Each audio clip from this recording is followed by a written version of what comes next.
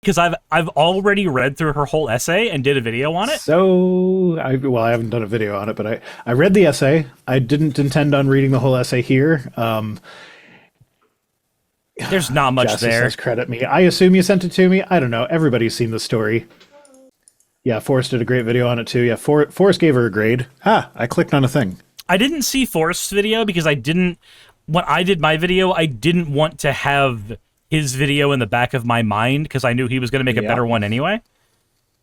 Yeah, I do that too. A couple weeks ago, I responded to a video that I know that Forrest has responded to, and I purposely didn't watch his video until after I recorded and everything. Mm-hmm. And then I watched his video and was like, I said a lot of the exact same things that he already said. People are going to think I'm copying him.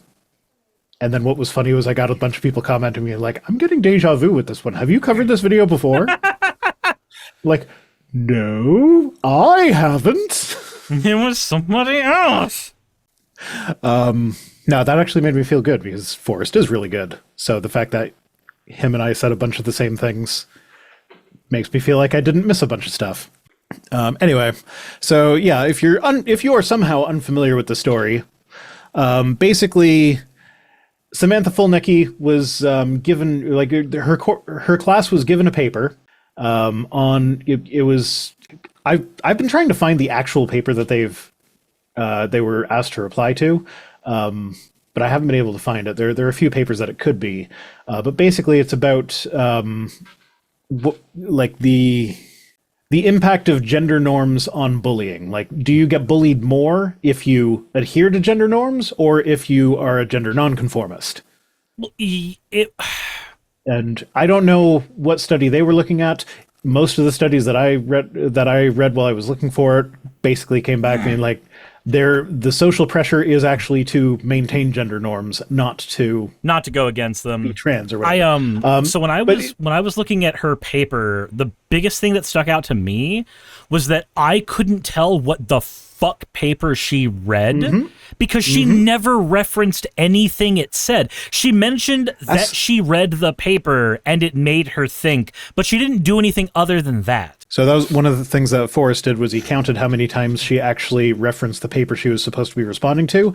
It was twice. There were 2 sentences in the whole thing that had anything to do with the paper she was supposed to be replying to. Let's see. So here's the thing here. Says the failing grade she received on an essay where she cited the Bible was a violation of her right of free speech. She didn't cite jack shit. No, she didn't cite the Bible at all. There was a part where she said, in Genesis, the Bible says, but she never quoted what the Bible says. That would be a good spot for a citation. She didn't say what verse it was. She did nothing. She did nothing that you would need to do in order to make that claim. Yeah. Also, her mother is a lawyer for one of those right-wing organizations. Her mother also, like, the mayor of her fucking town had to, like, go on public record and start correcting a bunch of the lies that her mom had been spreading. Her mother is a lawyer who defended January 6ers. This is a family of people who do the conservative grift for a living. Yes. But, like, what drives me nuts is that, like, okay, everything about this drives me nuts. So it's a violation of her right to free speech. No, it isn't. Your right to free speech is that the government can't stop you from expressing your opinion or whatever. It is not, you must get a good grade for saying Jesus is the answer to your question. That is not a First Amendment thing. If you go to math class and say 1 + 1 = Jesus, you will get failed out of the class. And Point USA. You have the First Amendment right to get out there on the street corner and say 1 + 1 = Jesus to your heart's content. You will never be arrested for that as long as you're not breaking other laws. But if you write it on a math test, you're not going to get credit for that. And that is not a violation of your free speech. Yep. But that said, the fucking school, so they suspended, or they put the teacher on administrative leave, not the teacher's assistant, I think it was, the TA, who was trans, by the way. I feel like this is relevant because that kind of changes the context of this. It goes from her just, like, deciding to write about Jesus for no particular reason to, because the study that she was referring to, as far as I could tell, didn't actually have anything to do with trans people. It was just do people experience more bullying if they are gender conforming or gender non-conforming? And yet, so like a tomboy girl who is cis and identifies as a girl, she's gonna get teased for that at some point. She's gonna be teased for having her short hair and not wearing girly clothes or whatever. Like that's what that is. It can be related to trans people. It certainly can be related to the trans experience, where where people are saying like, oh, it's just a social contagion. They're doing what's popular, which she said in her fucking essay. She used the social contagion thing. So like that's as close as it can get to being related to trans people. It was like, other than that, it was just like about bullying. So she decided to write an essay that had nothing to even do with the fucking paper, with the trans TA that she was that was in her class. So like it feels more like a targeted attack with that information. So like it wasn't just her giving her opinion, it was her wanting to take this other person down a notch. And so not only did the TA get put on administrative leave, but the language around this is such that I might be interpreting it wrong, but my understanding is that even though she got a 0 on this paper, that will not impact her final grade. I'm going to be honest. Even if they didn't change... You know what this was worth for her class, right? 3%. 3%. So when they go like, the big victory is that this won't be worth her final grade, it was 3 fucking percent. That was the amount of points that I would ignore when I was in school. Yeah. Fuck 3%. It doesn't matter.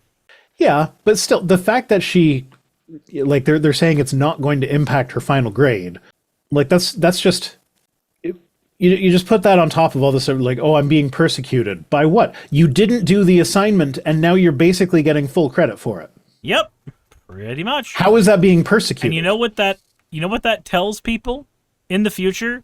It tells them that they don't have to do their work. It tells them they can get a participation trophy and just do that. I guarantee you can find this girl complaining about DEI and how people have to lower standards to let all these DEI hires in. But like, what do you call what you just did? They just had to lower the standards so that your non-answer to the question could count as passing. They literally lowered the standards for you. Yep. Because you cried about it. Because you were too stupid. So, yeah, she's an idiot. Yeah, never go Fulnecky. Never go Fulnecky. We keep skirting really close to that word in this stream. What's up? There's a word that usually never go full. Yeah, but you could just say never go full idiot, never go full stupid, never go full... I know. Never go full Kirk. Yeah, but that's not the quote. I don't care what the original quote was, and apparently neither did Samantha. I'm just saying we keep skirting close to that, and it's annoying to me because I have so many times when I'm scrolling Twitter, I get to a tweet and I'm like, oh, this is going to be juicy to talk about, and then it just uses that word, and I'm just like, I don't want to read that. Yeah? Bye. And like, I mean, the way I'm saying that, it sounds like I'm like, oh, you missed out on being on my show by using that. I'm like, no, I know they don't fucking care, and I don't expect them to care. It's just like, Have you seen the Linus Tips clip where he was on stream and just out of nowhere he talked about like, oh yeah, no, when I was back early 2000s, I used to use the hard R all the time. And he didn't know that hard R was not for the R slur. It was for the N word. Yeah. So like everybody on set was like starting to freak out, like, what? No, don't say that. Jesus. They're all going into damage control mode, and then he's just like, what are you talking about? It was funny. Anyway. That's it for news tonight. Oh, that's all the news we have? That's all the news we had. There was lots of news that I just didn't feel like doing. Yep. You know what? Fair. I also didn't get a whole lot of tweets tonight, so it might be another early night. True Zen coming into the chat saying, we are Charlie Kirk. I apologize, True Zen, but you seem to be oddly vertical for that to be true. Yeah. I was going to say something along those lines, but... I mean, I saw it in my stream first. You got this. It's like, if you are Charlie Kirk, why don't you follow in his footsteps? I feel like I don't want to dig a hole. Well, you don't have to. That said, I'm not going to suggest somebody do that. I feel like that's a bit... I'm willing to do edgy jokes. I feel like that's a bit beyond what I'm willing to do. Well, I mean, he didn't kill himself, so that's not what I'm suggesting. Fair enough. Fair enough. So, technicalities, sirs, technicalities. Yep, that is. I was making a comment about how much those agitated me because of the Reddit stuff earlier, so you know what? Good on you, man. You did it. Yay. Ooh, there's a notification on my toolbar in Windows that says upcoming earnings. I would like earnings. Liz Chris says, does Treat Stream send notifications? It does send them to my phone. Let me check my phone. Oh my god. Somebody sent me a treat 14 minutes ago. I have no idea when that's going to get here, but I'm assuming, Liz Chris, that was you. If so, thank you. I appreciate it. I set up the Treat Stream stuff, and the one time somebody tried to do it, it turned out all of the stores that I had set up for it stopped doing Treat Stream at like 8 o'clock or something ridiculously early. So like all of the restaurants in my town don't deliver. So Lenari says, get a Ouija board and debate him, bro.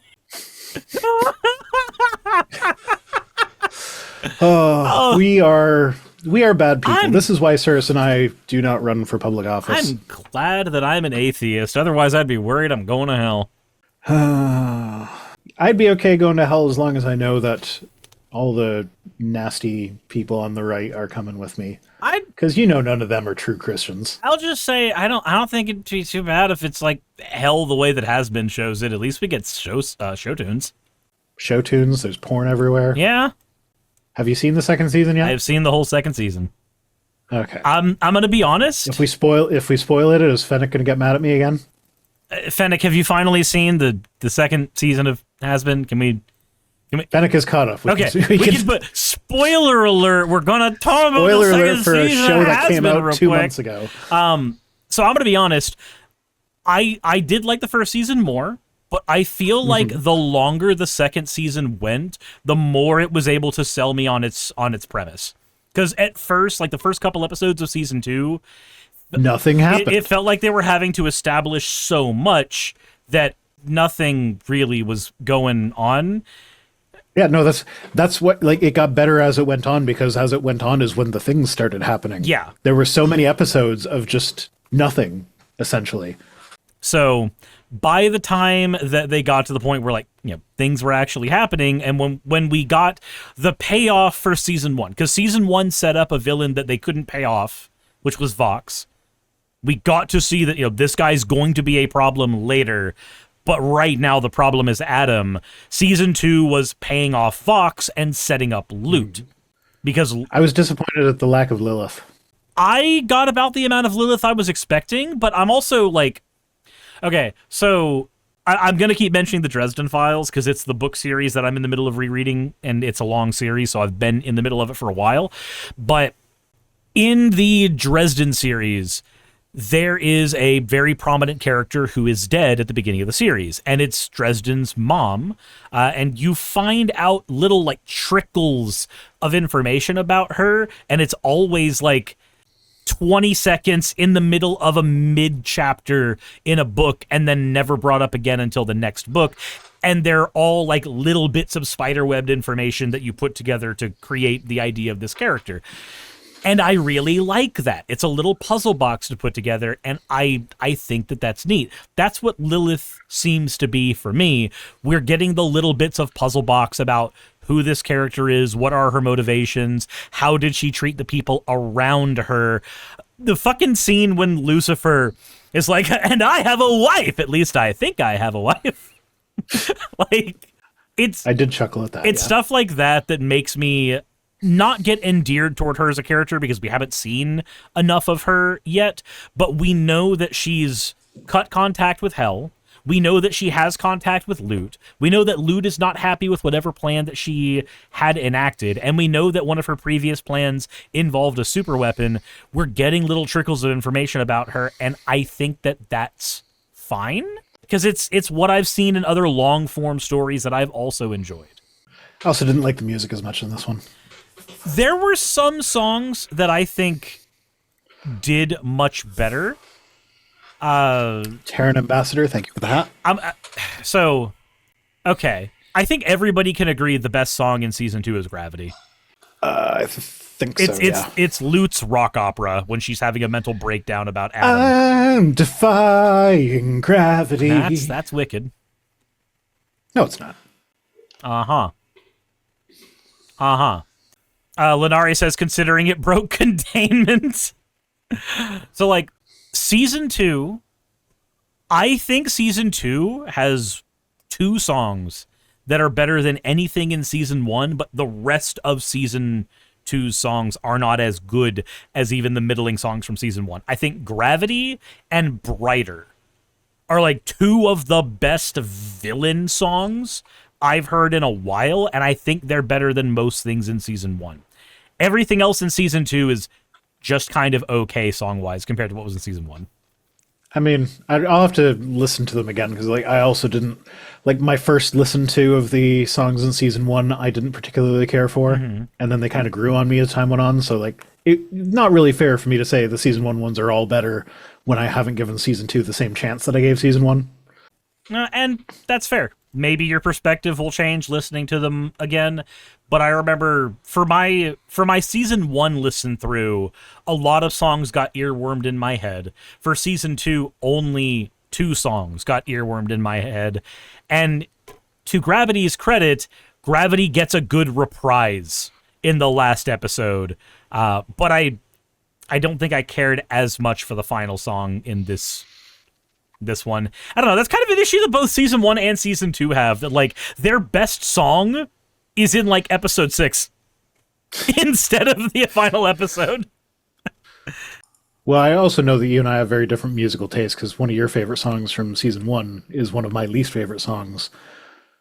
Which one? The one between Alistair and Lucifer. Oh yeah, Hell's Greatest Dad. Yeah, I love Hell's Greatest Dad. I don't care for that one. Now it's stuck in my head. Looks like you. I know you hate how it ended. Boss of hell himself. Yeah, no, that one just didn't do it for me. Hey, you made it to the end. I want to give an extra thanks to the patrons who allow me to do this full time.